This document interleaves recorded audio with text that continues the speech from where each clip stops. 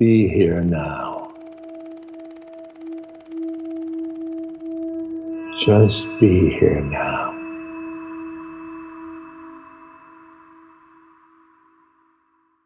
It's almost hard for me to separate my interest in Buddhism and psychedelics because they sort of co-emerged.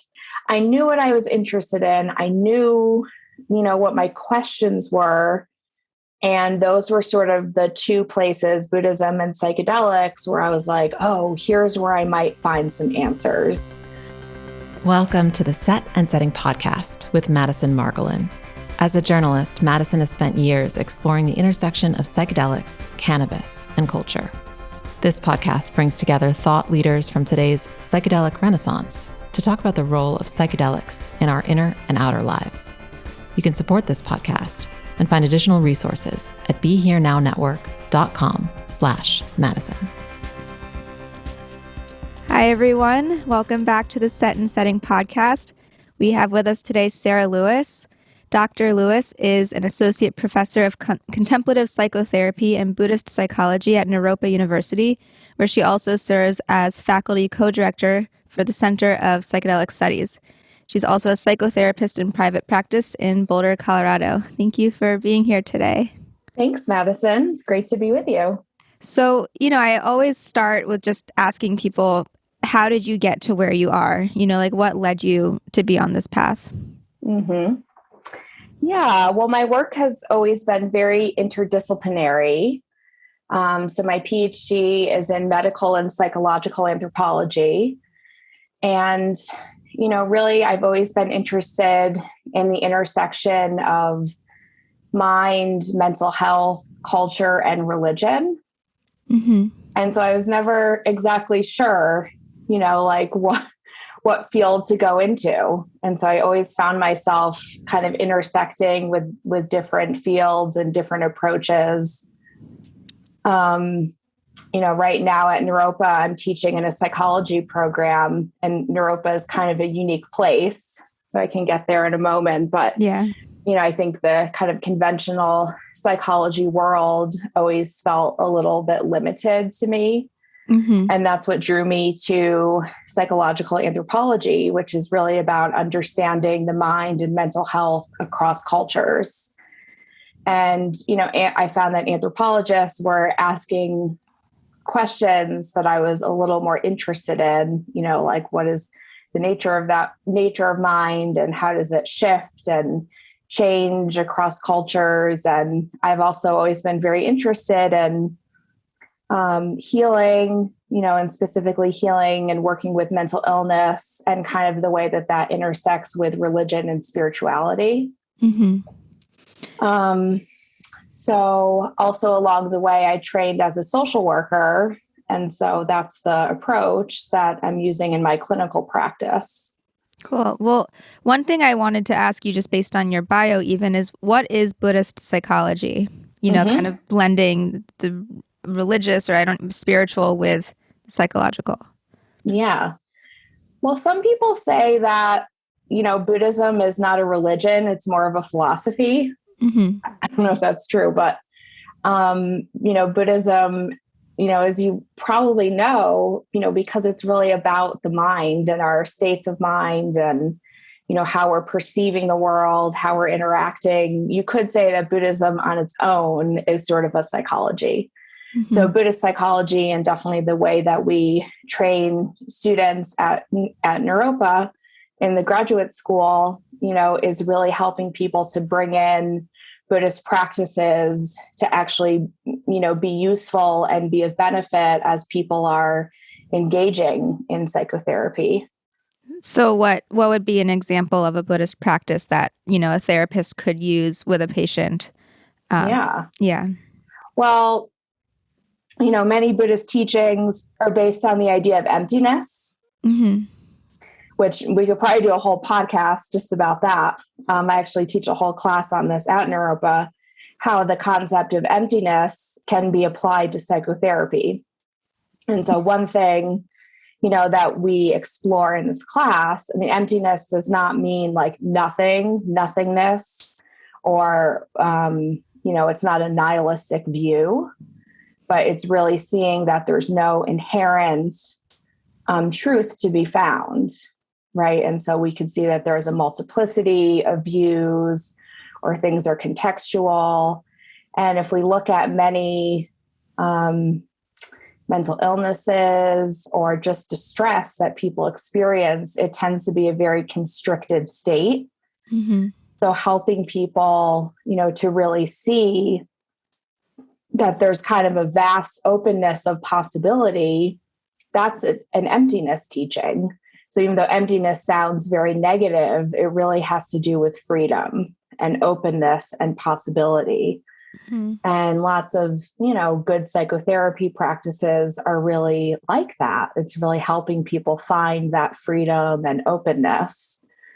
So sometimes a contemplative psychotherapist or someone practicing Buddhist psychology, might actively be doing meditation or mindfulness practices with clients. But I'd say more than that, it's really a view. It's a view of understanding the mind, understanding the nature of reality, and the kind of Buddhism that I practice, which is Vajrayana Buddhism, is really predicated on bringing together emptiness and compassion. And how do you cultivate compassion? Like, how is that kind of defined in Buddhist terms? Mm-hmm. Yeah, that's kind of the whole path, So from this perspective, it's like we already have that as the nature of our mind. So it's more of an uncovering than it is an adding in something new. Mm-hmm. So it's like, how do we realize and kind of wake up to, who we truly are?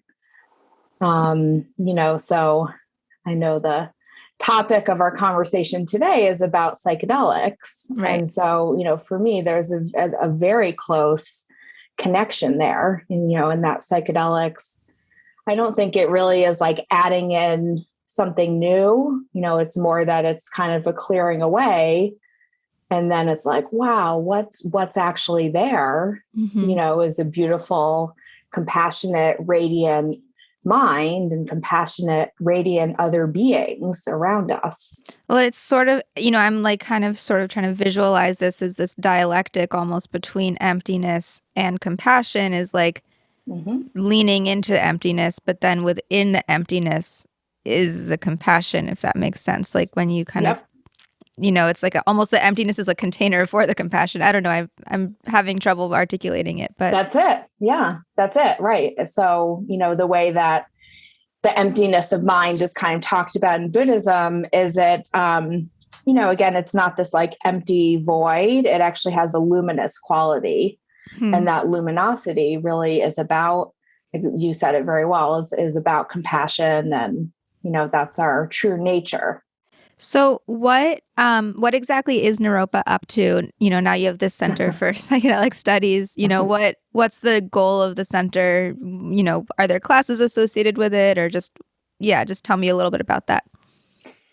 Yeah, it's something that has arose organically from a number of faculty members and students, really, particularly in the Graduate School of Psychology and the Master of Divinity program. A huge number of students are coming to train to be therapists and chaplains specifically because they want to do psychedelic-assisted therapy. And so I love when things come from student demand. Yeah. And then a number of us faculty members, have also had very long time interest in psychedelics and, are involved in kind of the psychedelic space in different ways. So sort of, an organic process, just arising from the faculty and students who are there. So the center is an interdisciplinary collection, of different initiatives. And kind of the big project that we have right now is a certificate in psychedelic-assisted therapies, which we are still taking applications for our March 2022 cohort. I think it's probably filled now, but we might still be accepting a few last minute applications. And so that program is for professionals who are already licensed and working in their fields who want to do this training. And it's a 200-hour, 10-month training in psychedelic-assisted therapies. We've partnered with MAPS. And so we're offering the MAPS protocol, which is 100 hours. So that's about half of the program, so that people can train and become authorized to do MDMA-assisted psychotherapy. And then the other half of the program is, learning how to work with ketamine. We're partnering with Synthesis in Europe to train folks in psilocybin. And so there's hopefully, COVID depending, an opportunity for some trainees to go to the Netherlands to experience psilocybin. Mm-hmm. And then Naropa's mission, really I'd say in the last 20 years has become very, very focused on social justice and engaged contemplative practice and action. So I know that one kind of question that you like to think about, Madison, is this question of be here now enough, or do we actually have to move into the world and engage? And so those questions are very prominent at Naropa. Mm. So the certificate program also has a very big social justice component. So we really are framing the program as explicitly feminist, anti-oppression lens. And those are the kind of trainees we want. And so if people aren't interested in doing that kind of work, along the way, mm-hmm. as they're training to be a psychedelic therapist, probably another program would be better for them. But if people really, go ahead. Yeah. What is the application of that? Is it like training therapists to have that sort of sensitivity orientation with patients who are then dealing with, yes. traumas coming up from these sort of oppressive systems or? Definitely. Yeah. Okay. Definitely. So I think a lot of programs do have this, but maybe it's like a weekend module or something. So we really feel like the entire time, and we're using the right use of power framework, which is mm-hmm. a really cool modality. And it's really about understanding our own social locations and, what we're bringing into the space. And then we feel like, particularly for psychedelics, needing to understand and be in right relationship with indigenous communities, to be in right relationship with plant medicines. We feel that that's a really important integral part of this landscape right now. Mm-hmm. And do you see the Psychedelic Center expanding beyond the medicines that you already mentioned? So, because for instance, so many people are, whether underground or traveling to South America or whatever, also becoming proficient, I'll say, in holding space for ayahuasca or 5-MeO DMT or, mm-hmm. Even at one point, and we haven't seen that much LSD research yet, except at Imperial College London. But right. Is that a goal to make it more psychedelically broad? Well, we do have a couple of modules where we are, have speakers coming in, and from some indigenous communities, that's important to us as well, to talk about ayahuasca. But we feel, it's kind of an open question. We actually don't want to be training, in the framework that we're at, from the university setting. We don't want to be training people who then think that they can go out and become an ayahuasca shaman, or oh, now I'm a, curandero. And we more want to empower people, to again, really be connecting with their own social location, their own lineages. And we want to be really careful about cultural appropriation. So that's, again, really understanding this right relationship. Mm-hmm.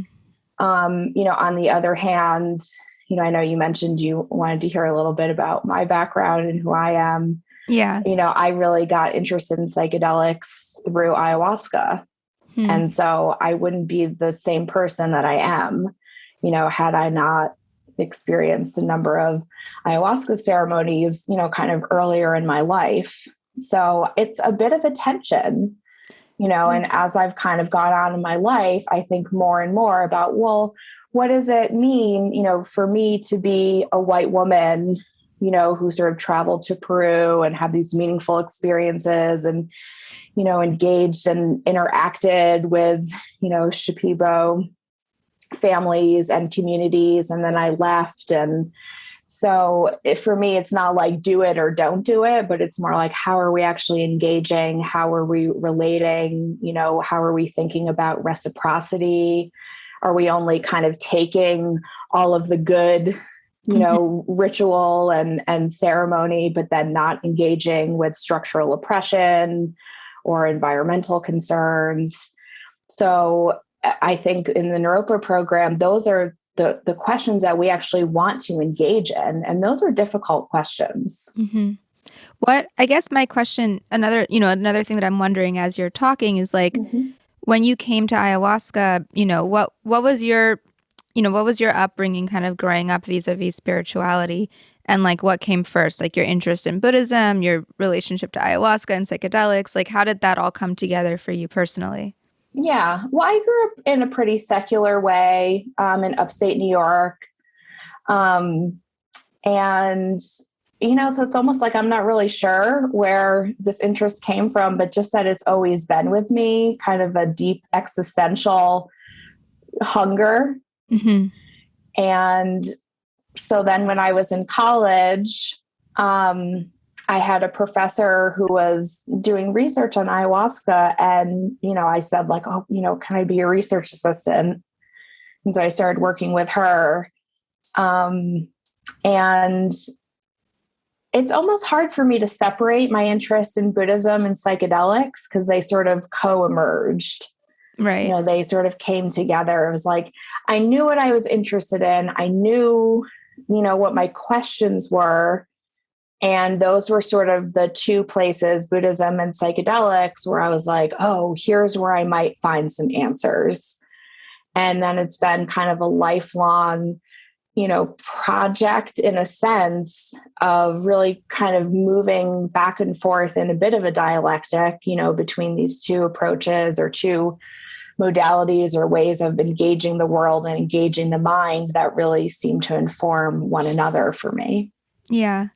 Yeah. I mean, I'm a nerd sort of about the intersectionality between different religions and the psychedelic experience. I've done a lot of reporting on specifically that and Judaism or that and Hinduism, just based on like the way that I grew up.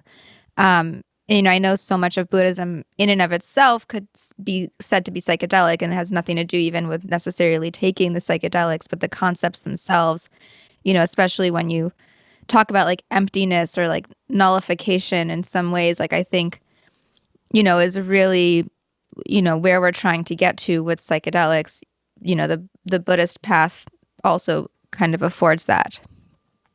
Definitely. And I'd say interdependence, is another like clear connection. But then there's a lot of people in the Buddhist world who are pretty against psychedelics. And even some people at Naropa, I think, are a little concerned, and they might see it, that term spiritual bypassing. Yeah. They think, it's like, well, you're kind of manufacturing this cool experience, but it's not a substitution, for like the real practice, which I guess would be meditation or, something like that. So there's a tension there. And there are these 5 precepts in Buddhism, and one is not to engage in intoxicants. So there's a tension, I think. I mean, I guess the question is like, how do you define an intoxicant versus like a medicine per se? It's all sort of in the intention is like, if someone's using MDMA because they have trauma and that's actually going to like jumpstart them to, onto a spiritual path that maybe they couldn't get to before, then is that an intoxicant, Right. Yeah. And I think that you can also misuse psychedelics, right? Like we all probably know people who have misused them, and maybe it turns into an intoxicant for them. It becomes about an escape, or just like wanting to chase some experience, wanting to avoid life, so they can definitely be misused. I think, so much of, what I've learned, I guess, from Ram Dass's experience too, is, he did so many psychedelics or had so many trips. and then went to Maharaji and, kind of came back. And the idea was, whether or not Ram Dass stopped tripping after that is a story, but the idea that psychedelics will like show you, like they'll open the door and like show you the path, but they're not the path in and of themselves. So I think the whole thing is integration, really. Exactly. Yeah. And in my therapy practice, nowadays I'm doing ketamine-assisted therapy, and I've been finishing my MDMA training on the Boulder MDMA clinical trial. But for a long time, I've been, I haven't done any underground psychedelic work, but I've been doing integration with people for a long time. And, the kind of people that I would sometimes tend to see were people who actually had traumatic experiences from psychedelics, a really traumatic ayahuasca ceremony, or, so I kind of developed a reputation of seeing those kinds of clients in my practice. And something that I would sometimes see is it might take people 3 or 4 years to actually go through integration of a powerful psychedelic experience. And I think that's okay. People would feel like, oh, something, terrible has happened and I haven't been able to go back and, do any more ayahuasca. And I would think like, why do you need to? Like you have all this huge experience to unpack and work through and bring into your life. And that could take a few years. And what's wrong with that? So what, when people talk about integration, because it's such a buzzword at the same time, nowadays, like what are we talking about when we talk about doing the work, doing integration post psychedelic experience? Like what is the daily practice of integrating? Mm-hmm. Well, I think psychedelics can work really fast and can be very big. And it's almost like the psychedelic can move faster than we might be able to in that moment. And so if we don't really take the time to kind of work through and connect just our ordinary being with this huge experience we've just had, it's a missed opportunity, and sometimes it's like we can't fully take it in. So for me, integration is about going very slow. And I also use a modality called somatic experiencing in my practice, which I love just over time. I mean, even though I am a therapist, I really feel like, wow, I started just to see the limits of talk therapy. Right. And so that's why I did this somatic training. And so a lot of integration, I think, can be about the body. Right. And so especially if our psychedelic experience had something to do with trauma, and now we're a different person than we were yesterday, what do you do with that? That can be a very destabilizing experience because we haven't really, in our body, in the way we relate with people, it's like we haven't caught up yet. So integration, I think, is about going slow, moving into the body, and really feeling into this change and not letting it be a missed opportunity. But it takes work. So how does one get into their body? Yeah,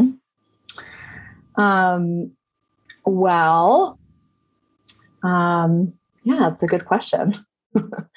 Many of us don't really automatically do that, right? But many of us kind of live in our minds and live in our heads, and we have no idea like what's going on down there. So, the work is just helping people to actually literally feel into, okay, well, you're talking about this thing. Where do you feel that in the body? Does it have a color? Does it have a shape? Does it have a texture? Helping people get to know their nervous system, almost like you would, with your car manual or something. Okay, well, how do you know when you're becoming too activated? How do you know when you're dissociating? How do you see that as like, oh, there's wisdom there? You're moving into dissociation. How do you know that? Okay, well, your body is protecting you in a sense. So it's really becoming more intimately connected with the body, and seeing that the body is kind of like our greatest protector in a sense. Are there practices that somebody could do to help kind of put them more in touch with their bodies and recognizing when their nervous systems are getting activated or when they're getting dissociated, or like how, I guess, and I'm asking because I've dealt with this so much myself, both with, to overactive nervous system and dissociation and all these things. Like how on a daily basis, like what are the practices? Is it meditation? Is it dance? Is it, what is it? Yeah. Well, one thing that we have, which is an enormous gift, is our senses. Our senses is a way, because really what we're talking about is how do we connect to be here now? Right. How do we connect to the present moment and being a physical body in an actual space? So you can, first begin by orienting to the space around you, looking at, okay, I see a plant in front of me. I have this scented candle next to me, which I can smell. I mean, it sounds so basic, but when we get activated, we kind of leave the space, and we're like in another realm a little bit. So orienting to the space around us, and then and people have different affinities for different sense perceptions. Like I really like sense, so I'll have like things around me, like to smell. We can actually put our hands like on our legs or on our chair, and actually feel the space around us. Again, looking around, orienting to where we are. So it's sort of amazing that at any moment we have our sense perceptions. I think people focus a lot on the breath with meditation, but the breath can actually be tricky for trauma. And so focusing on the breath can actually be more activating for some people. So sometimes well-intentioned meditation teachers at retreats will say to people like, well, just return to the breath, not really having a trauma-informed perspective, and understanding that focusing on the breath can actually be really triggering for some people. Why is that the case? Well, for one thing, if you think about anxiety and panic, right, what tends to happen is our breath starts quickening, becomes harder to breathe. So that's, the nervous system becoming activated. So if you're asking people to focus on that, it's like, oh, you're immersing yourself in anxiety. You're immersing yourself in the physical sensation of panic and anxiety. Right. So that's not going to be helpful. What would be more trauma informed, I think, would be if, some more meditation teachers understood that we can just as easily, focus on something outside of ourselves. So that's called exteroception. And that can be just as effective for contemplative practice as focusing on the breath. So like something outside ourselves, like the scent in the room, or like something like sound. Yeah, sound meditation can be really powerful and really grounding, right? Because that's helping us anchor into the present. Not everyone's body feels safe to them. Right. And so if it's kind of like, this is the thing you're supposed to be doing, you're kind of shaming people in a way who are working with trauma, whose bodies don't feel safe. You're making people feel like, oh, like, is there something wrong with me because my body doesn't feel like a safe anchor? So how can we help people, to really have a flexibility in terms of what they're relating to in their inner and outer worlds? That's really, this is the first time I've actually heard someone say that focusing on the breath isn't always necessarily for everybody. Totally. Yeah. Another thing that I'm curious about is, though, when we talk about breath, and I know in so many traditions, the breath has like this spiritual connotation, or is like seen as like a conduit to like the divine, right? Like the word, like, in Hebrew, the word for soul, neshama, is related to the word neshima, which is breath. So there's a lot of like relationship there. I know also like in Latin, like the word for spirit and the word for breath is kind of related, and I'm sure the other languages as well. So Yeah. how, for somebody who does have a level of trauma that would make it difficult to focus on the breath in that way, but also, who could benefit, I'll say, from like some sort of like soulful realignment, how do you move into that place where you are kind of connected to your soul and your inner core without traumatizing your way on, like without traumatizing yourself on the way to get there, Exactly. Right. Yeah. I mean, if I was, working with someone who had that question, I might engage them in a discovery process. Are there times where your breath does feel nourishing? And maybe they say, oh, well, now that I think about it, I love going for hikes in the woods with my dog. And there's something about walking through the woods and, on a brisk morning, and I can just feel that, cool air coming in. Yeah. And that's a moment actually where I feel connected to my breath and I'm in nature and with my dog. Well, that could be just as important as, sitting on a meditation cushion. Right. Maybe on the cushion, that's too activating. Oh, but, I am able to feel my heart in a way, and well, that's also a wonderful gateway, to the soul. Or, I'm able to focus on my connection to other people, so there's lots of different ways, I think, to kind of get in and focus on spirit and connection. We're sort of like one trick ponies a little bit. It's like we know a thing and we stick to it. And it's like, oh, breath is so important and so special. And, so it's like so many retreats, and it's almost like we're kind of overemphasizing that.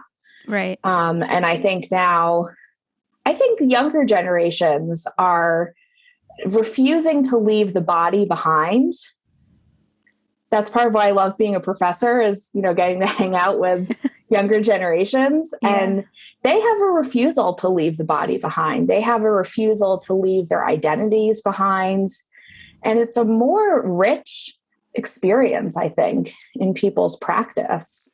Well, I see that so much of the discourse today has to do with, trauma in the body. And I don't know if this has become like almost a buzzword thing, but like people are talking about embodiment, they're talking about trauma, and they're also talking about generational trauma and kind of like ancestral trauma, and whether it's like from ancestors way back when, hundreds of years ago, versus like what your parents experienced and passed on to you. And, the idea that this is all stored within our DNA or, epigenetic functioning. How do you then like work with that when you're dealing with trauma that isn't always from your own lived experience? I love that question. And I feel like, I sort of think about like, well, why are psychedelics sort of, I don't want to use the word renaissance because this is not a renaissance for everyone. This is a renaissance for some more than others. But I do think about, well, why at this moment in history, why is it that psychedelics are, coming into so much prominence? I have a colleague who's the chair of eco-psychology at Naropa, Travis Cox, and he feels like it has to do with the climate crisis. He feels like there's some intelligence that's co-arising that is actually going to help with the climate crisis. I also have a curiosity about exactly what you're saying in terms of intergenerational trauma, social and collective healing. And that's where I would love to see psychedelics go next. Right. We're sort of in a moment that's very clinical, and that's good. And that's very helpful. But I almost see it as a little bit of a Trojan horse. Okay, let's go through FDA approval and bring these medicines, more into society. But I feel more interested in a way, or equally interested in questions of social and collective and intergenerational healing. And I do think that, yes, maybe we could all get together in a wonderful meditation retreat and somehow connect to intergenerational trauma. But I think psychedelics have the power, have that necessary power, I guess is the only word I can think of, to really help us move into those realms. Yeah, I mean, also when I think about psychedelics for the sake of the collective, so much of it is about like applying psychedelic consciousness and values and ethos to a collective issue. And that doesn't necessarily mean everyone is going to be doing their own psychedelic therapy, but like, how can we take the values that we come to through psychedelics and then, make them, integrate them, so to speak, into society. I've written, for instance, about, trauma and like the Israel-Palestine conflict. And, not everyone there is going to have access to trauma therapy or psychedelic therapy or whatever. And I think that's also another social justice issue, is the accessibility of psychedelics in this new like post-prohibition paradigm. Like ketamine is like $600 per infusion. It's right. Who knows what it's going to look like for other medicines too. Synthesis also thousands of dollars to go there. Yes. And so how, that's part, I don't know what the question is that I'm asking right now, but, I'm trying to get at like, how can we take psychedelic consciousness and make it for the collective? Exactly. Totally. And can psychedelics themselves help us to grapple with some of those issues? Therapists are going to have to find a way to get beyond like, here's my hourly rate, and this is an 8-hour session. That'll be $1,500, please, for one, or $2,000 for one session. We can't function in that way. So we need more creativity, more innovation, and people are asking these questions. And, so then when I think about, again, this idea of could psychedelics help us with collective healing, I also think like, for myself as a white person, yes, I am wanting to think about inclusion and access, and we're thinking about that a lot as we're putting together this cohort at Naropa, and we have a lot of scholarship money that we're putting towards making the training more accessible to BIPOC and other historically excluded groups. And then how also, as I'm engaged in my own psychedelic work, can I engage with my lineage, with my different histories, which include, both marginalization and oppression in different ways, and ways that my own ancestors have oppressed others. That would be amazing. I think, could more white people do that? And it's not just about like, oh, let me, think about inclusion and everyone's welcome. That's not enough. Can we actually use psychedelics to be understanding the harm, that our own lineages have perpetrated? That to me would be very valuable work. Well, I also wonder how psychedelics are kind of opening up the conversation in the medical community and also just sort of society at large to the role of spiritual health, I'll say, and kind of like soulful nourishment and alignment that has been absent for so long. And again, I'll say absent in like the sort of like American or like Western conversation around it. Whereas like, you look at other cultures, specifically ones that have stewarded plant medicines for so long, and medicine and spirituality are not as divorced as they've been in the Western clinical approach. So, is it controversial still in the medical community to be talking about mysticism and, these more lofty kind of intangible ideas vis-a-vis real clinical work? Definitely. Yeah. Definitely. Yeah. But then that's where I get back to like the Trojan horse idea a little bit. So having worked a little bit on the MDMA clinical trial in Boulder, we're doing all these assessments and kind of putting everything in medical psychiatric terms to like show that this is helpful and show that it's working. And, you have to go through that. I mean, definitely, you know, there's a skillful means to that, but it's like, do people really think that this is what we have to do? Yeah. You know, but even the way that we engage in clinical practice, in, you know, many Euro-American contexts, it's very strange. The idea of just two people sitting in a room, one person who's the practitioner with the authority doesn't share anything about themselves. It's all, you know, the healing is one directional. I mean, that's very strange, you know, in terms of, or it's very specific, or it might be kind of limited, you know, in many cultures across the world. It's like the idea that you would engage in a healing process without your family, without your community, you know, without being in a natural setting would be a very strange idea.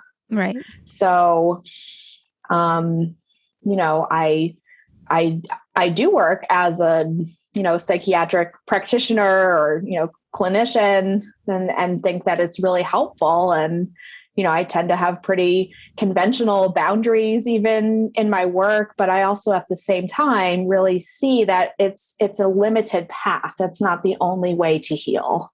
Mm-hmm.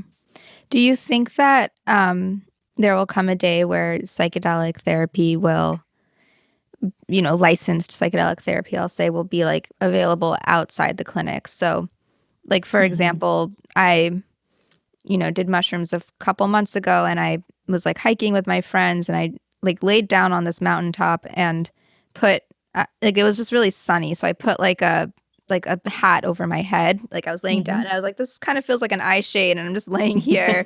And I'm like, this is kind of the model that they're doing in, you know, like in the trials, except I'm on a mountaintop in nature. Right. With your friends. Yeah. Yeah. And like, how cool would it be to like be able to have that setting with the set of having been working with a therapist, you know, like with somebody who, you know, is doing the same thing, you know, at Johns Hopkins or something like that.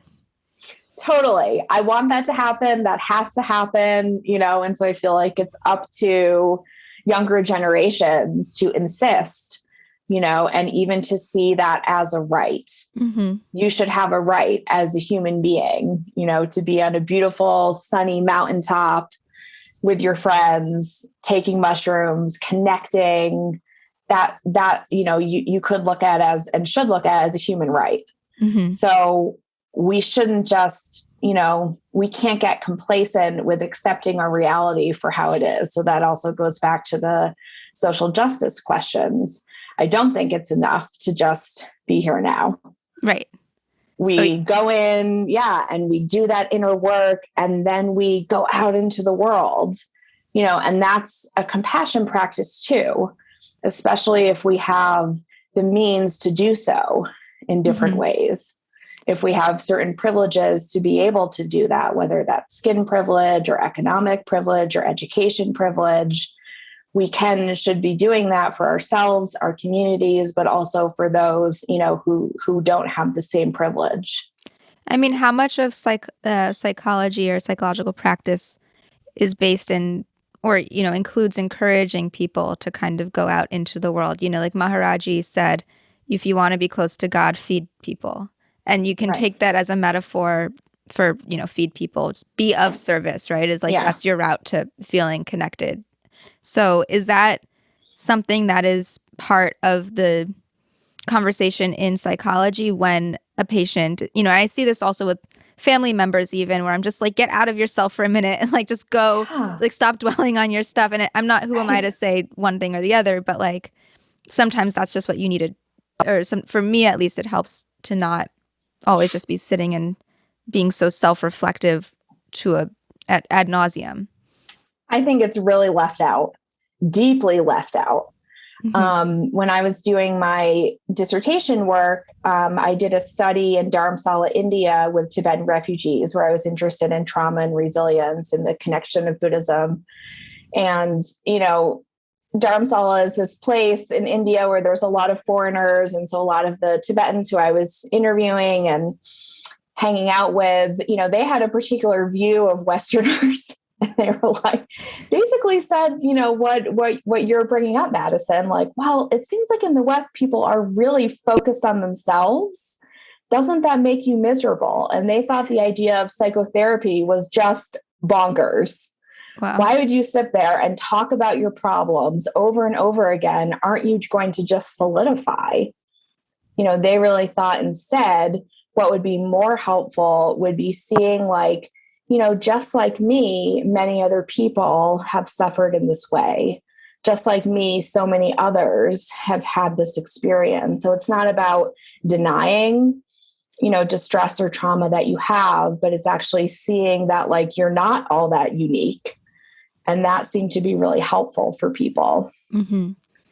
On the other hand, I do feel like as a psychological anthropologist, I've come to kind of have a belief that every culture has its own like, paths of enlightenment and also its own neurosis. Mm-hmm.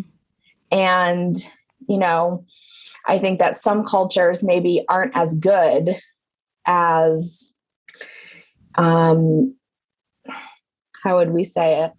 Encouraging people to really speak their truth, really speak the pain that they've had. It's more like things maybe are swept under the rug a little more, or things are so collective, that it's like, then we're kind of bypassing, people's painful history. So I think we're really good at that in the West, but then it's like, what are we missing?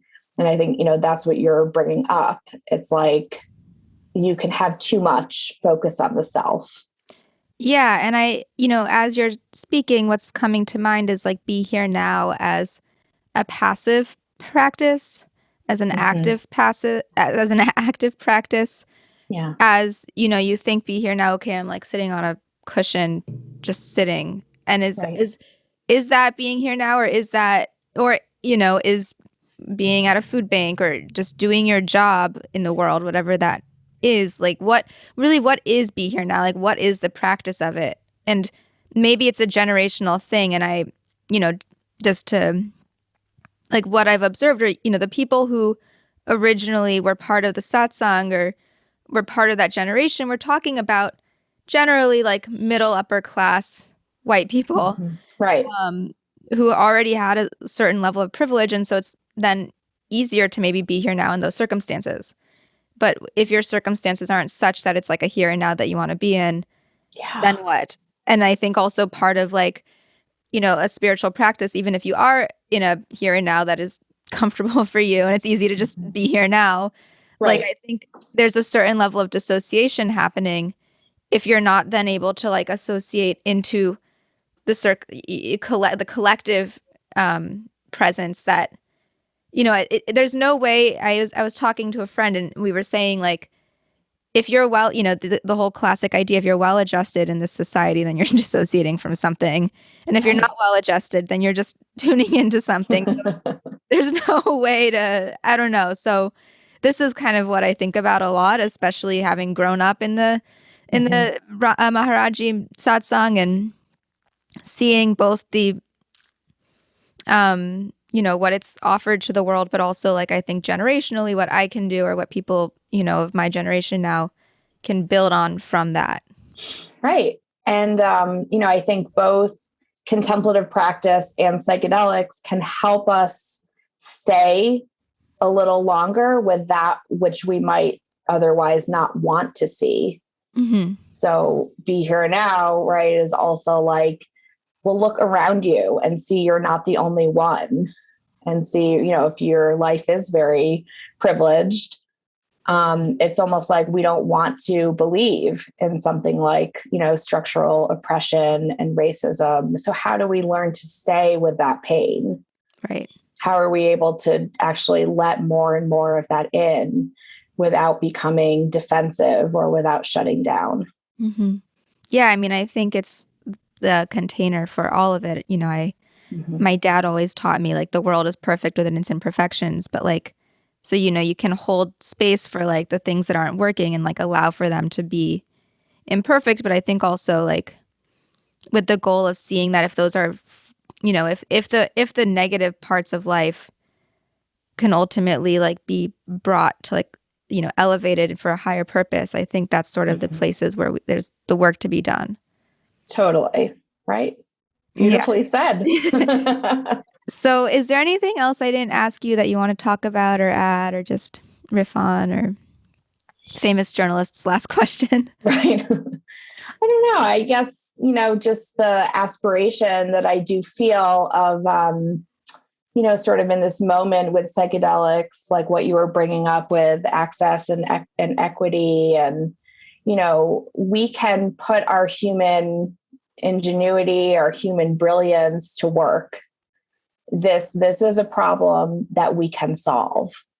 Mm-hmm. And it probably will involve wading through a lot of bureaucracy and power and, but to not be discouraged, and to feel like we can do this, we need to do this, and can we do it together? Can we work collectively across all communities, to really bring healing, and how can the medicines themselves actually give us that inspiration and give us that energy and creativity that we need? Yeah, well said. So last question is, how can people follow you or keep up with Naropa or the Psychedelic Center? Just, how can they stay in touch and know what's happening? Yeah, well, they can check out the Center for Psychedelics at Naropa, or my faculty page, or they can follow me on Twitter at Death Rebirth Lab. Perfect. Well, thank you so much. It was really fun to talk to you. And, I hope this is just the beginning of more conversations. Yes. Thank you, Madison.